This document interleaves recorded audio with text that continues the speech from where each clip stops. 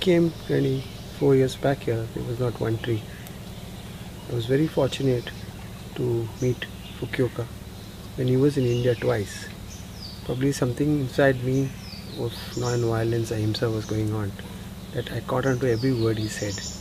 And what he was saying is, don't interfere in the soil, don't tilt. It was very perfect in a horticulture environment.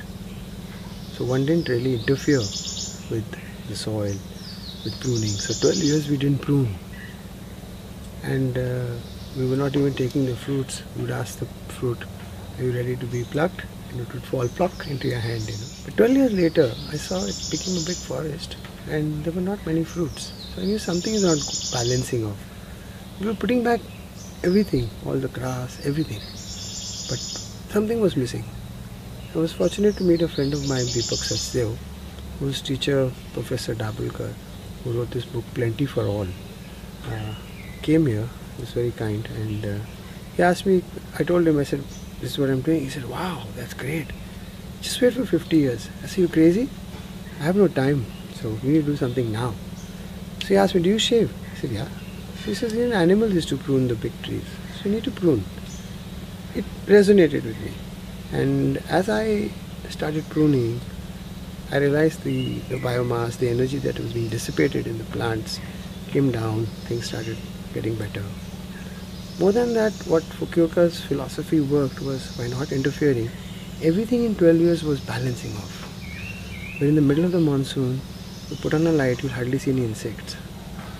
I mean, it was like a National Geography before, and you'd find thousands of insects around curtains, around the lights. The birds have come. It took 22 years for the birds to come. You can hear birds throughout the day. People ask me, what do you guarantee at the farm? I said, a symphony of birds every morning. So it was my vision and dream to have birds outside a cage. And if you step out of a forest, you will not hear 5% of what you hear here. Everything is very divine. So you can see the divinity of that balancing. And people who want to really go out, you can do commercial farming. I'm not saying don't do commercial farming. But there has to be not the sense of greed. I'm going to grow. So therefore agrotourism balances off. So instead of having dependency on the tree, which is like a mother, you serve her, you nourish her, you love her. And that pays. That will pay in the way you vision it. I had another vision, I got different fruits. Everybody has a vision. You will get exactly what you want. I promise you that. I was very blessed to have an Indian farmer, P.D. Bafna from Dahanu, having visited us here when I started the farm. He told me one thing, make sure the earthworms do the business of farming. So don't follow traditional styles, but make a forest zone around every tree. And after I met Dabulkar, he taught me a technique of soil building. It was really horrible, very back-breaking. Even the tribals were running away. Nobody wanted to work here. But it did give results. I do it even today. Soil building is very important. One can really know more about soil building. There are groups who are doing this work in India. And soil building is very important if you start the farm.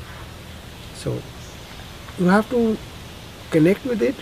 It works. And today we have all types of fruiting trees. We have chikus, you have mangoes, different types. We have coconut, we have papaya, we have love apple, rose apple, and which other fruit trees we have? Custard apple, ramphal, and lots more. So it works for every tree. It even works for vegetables. It works for salads. So it's really workable. Don't doubt. Experiment, try, it works. And go to places which are working very well. So your doubts and your questions and your troubles will be sorted out. Here we are actually on the farm now. We have 23 types of banana. In India there are 1,000 species. You can actually go and see them at a Central Research Institute of Banana at Tiruchirappalli. What we've been doing here is building soil around every root zone of a plant. Lots of people don't know that a banana takes a year to fruit, and it's not like a mango tree which keeps fruiting. So you have to cut the main bark and get your fruit. One philosophy I have been following in farming is whatever I take from my mother, I give back at least 3 to 4 times more.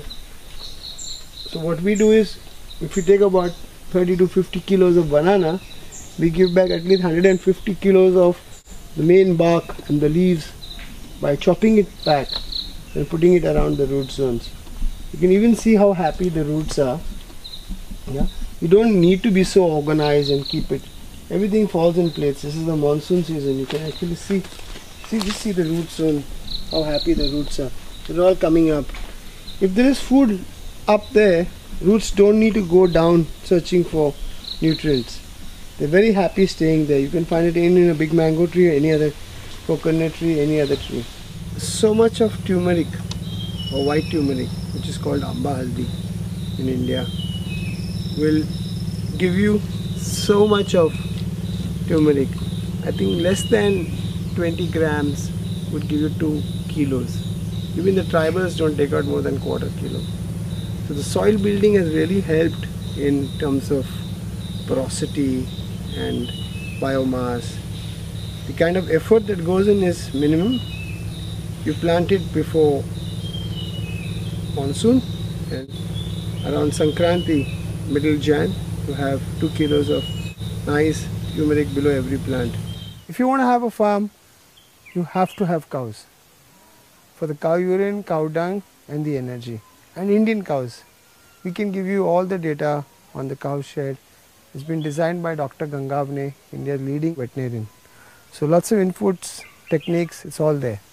I landed up collecting 6 pineapple heads during the time of Rosa. This guy is in the cart selling pineapples. And I planted them. Today we have thousands of pineapple.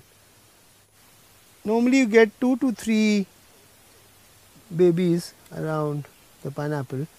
We get 6 to 12. There was no place on the farm to plant pineapple. There was this only patch where the soil was really bad and I thought nothing will ever grow here.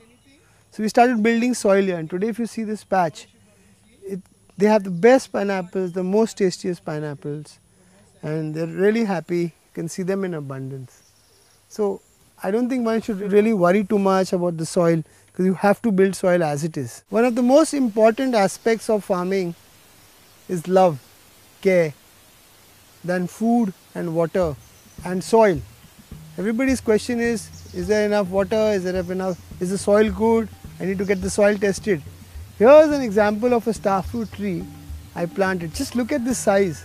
At the same time I planted another star fruit tree, I'm going to show you that later, and I ignored this one because it was far away from me in one corner of the farm.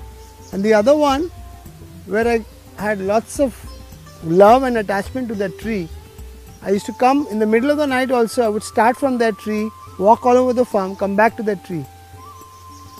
10-15 years later, I was sharing buckets full of star fruit with a tribal, and he asked me, what do you feed this tree? And that was the day I realized I actually ignored it where food and water was concerned. So what's the fuss all about?